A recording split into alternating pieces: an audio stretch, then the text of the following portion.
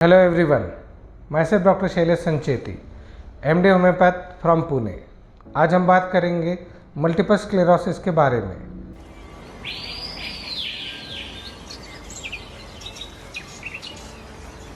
Multiple sclerosis एक brain and spinal cord की बीमारी है जिसके अंदर नर्व का कोटिंग उड़ जाता है, जिसको डीमाइलिनेशन बोलते हैं। अब मल्टीपल स्क्लेरोसिस ये एक ऑटो इम्यून डिजीज़ है।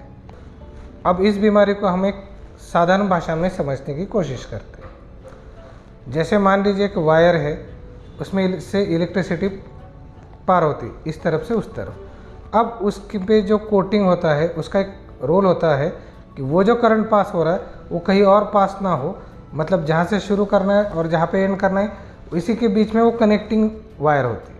अब अगर मान लीजिए उसका कोटिंग उड़ जाता है तो क्या होगा, वही करंट सर्टन जगह पे नहीं पहुंचते हुए वो एक अलग ही जगह पहुंचना शुरू होगा, जिससे कि उसका जो टारगेट लोकेशन है वो मिस हो जाएगा और बीच में जो करंट पास होगा, जिसको हम आम सी भाषा में शॉर्ट सर्किट बोलते हैं, वैसा कंडीशन जो होता है वही किस्सा इस बीमारी में नर्व का कोटिंग उड़ जाता है और वही करंट अलग जगह पास होता है।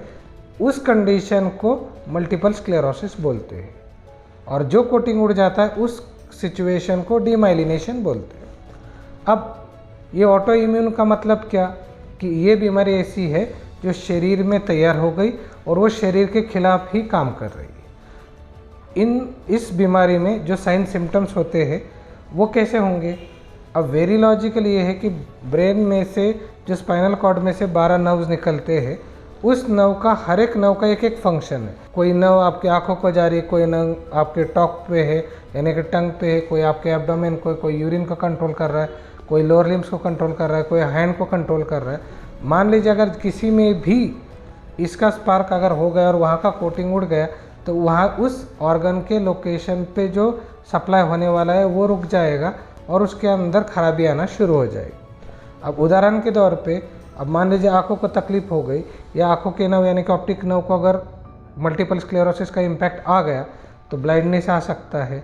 अब मान लीजिए आपके सर्वाइकल से निकलते तो हाथों की नर्व्स है, अगर जैसे medial nerve, ulnar nerve, radial nerve, इसमें किसी को इम्पैक्ट हो गया तो ट्विचिंग आ सकता है या नमनेस आ सकता है यानी कि सूनापन आ सकता है, होल्डिंग कैपेसिटी लो हो सकती है, उठाने की ताकत कम हो सकती है।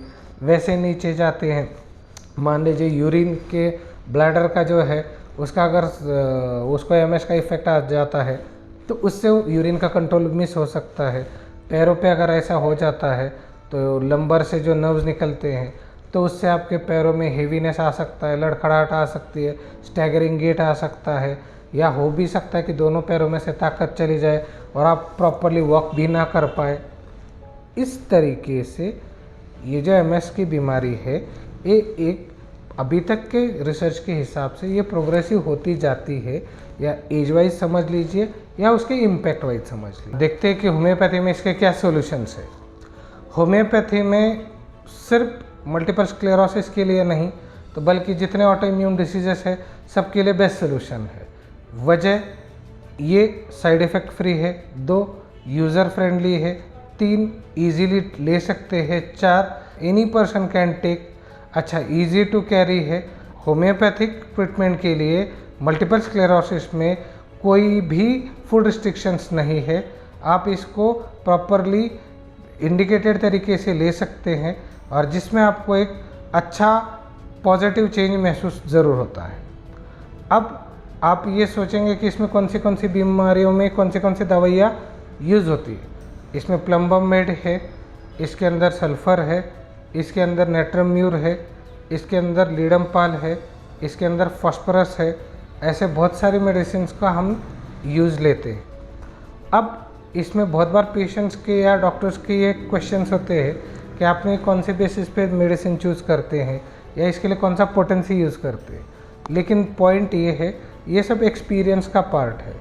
इन शॉर्ट अगर मैं ये कह दूँ कि आप ये दवाई इस मात्रा में ले लीजिए, वो शायद सही नहीं होगा, क्योंकि हर इंसान की हेल्थ अलग है, हर इंसान के डिसीज़ का इम्पैक्ट उसके ऊपर अलग है, हर इंसान की प्रॉब्लम्स की और उसके बैक एंड में रहने वाले दूसरी बीमारियों की चीज़ें अलग अलग है।